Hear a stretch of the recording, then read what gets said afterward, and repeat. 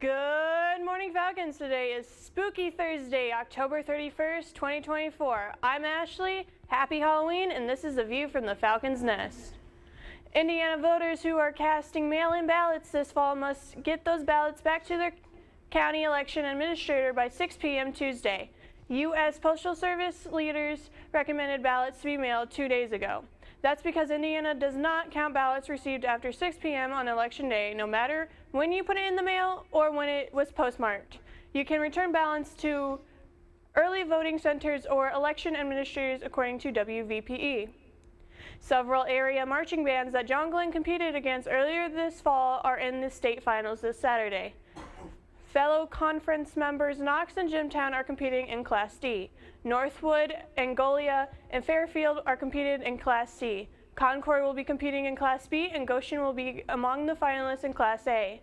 Many colleges have early application deadlines this Friday, November 1st. Please note that this date is also a deadline for many schools-based scholarships and honor college applications within the college. Please see your school counselors with any questions. In this week's health edition of Health Minute, medical device companies are hoping health enthusiasts will embrace a new type of wellness accessory, wearable sensors that will track glucose levels. The Chicago Tribune reports that unlike previous similar devices, the new ones won't require prescriptions and aren't just for diabetics. A new device called Lingo is geared towards people who don't have diabetes but want to see how food and activity affect their glucose levels and how that might be connected to their mood, energy level, and sleep quality. Abbott Laboratories says the next frontier in wearable health technology, though questions remain whether people will pay for it. Doctors also caution that it's too early to say whether the device will improve to the long-term health of those who will wear them. Abbott's Lingo biosensor resembles a quarter-sized disc that can be worn on the back of the upper arm to monitor glucose in the body's interstitial fluid, which the fluid is in between the cells under the skin. Interstitial fluid absorbs glucose after it enters a person's bloodstream. Users can use them to see their glucose levels on an app on their phones, as well as use the app to log meals, exercise, and receive personalized recommendations. Each disc remains on the arm for 14 days before it must be replaced with a new one. Abbott is selling one Lingo sensor lasting 2 weeks for $49, 2 sensors lasting 4 weeks for $89, and 6 sensors lasting 12 weeks for $249. Health insurance will not cover the over-the-counter devices, and that's this week's Health Minute. What are the most popular Halloween costumes this year? WSBT reports that the top 10 lists include Shrunken Head Bob from the new movie Beetlejuice Beetlejuice, followed by Rachel Gunn, the Australian breakdancer known as Reagan, who gained fame during the Summer Olympics. The character Catnap from the video game Poppy Playtime takes the 3rd spot, while Dolores from Beetlejuice Beetlejuice ranks 4th. Pomni, a character from the animated web series The Amazing Digital Circus, holds the 5th position with Envy in 6th. Rounding out the top 10 are Red, Doctor Doom, Sabrina Carpenter, and Lady Deadpool. The list goes up to 25 with other popular costume searches, including Wolverine, Gambit, the yellow characters from the popular Minions franchise, as well as Delia Dietz and Lydia Dietz, who are also characters from Beetlejuice Beetlejuice. And now to weather with Caleb. So, we have a minor problem. I'm dead. This is very inconvenient for me, but, show's got to go on. So, for weather today, it is rainy with a temperature 62 degrees, real feel 57 degrees, air quality fair. Moving on to our 3-day forecast.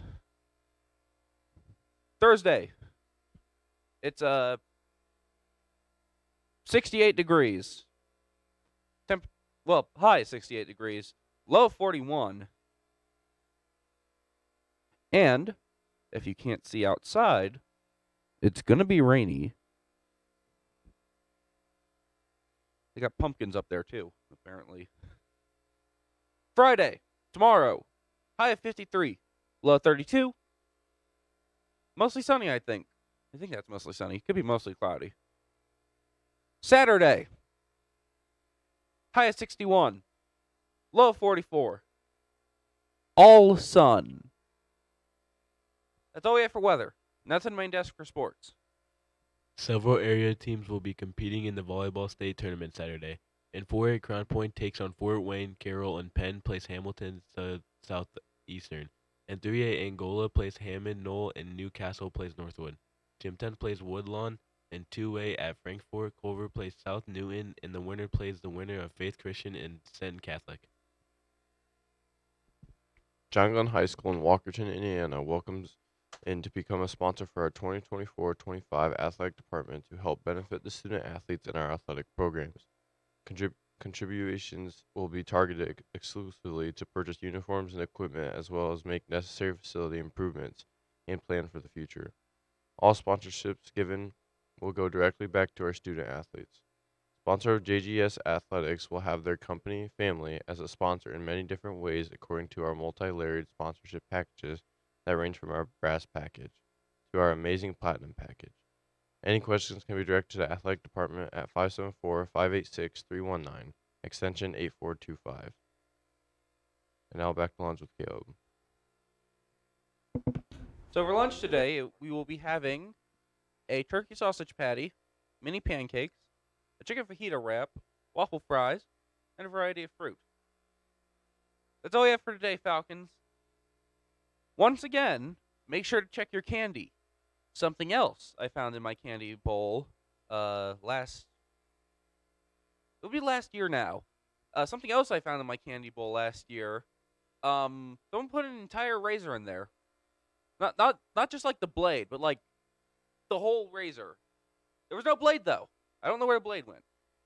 Anyways, that's all we have for today, Falcons. Have an amazing day.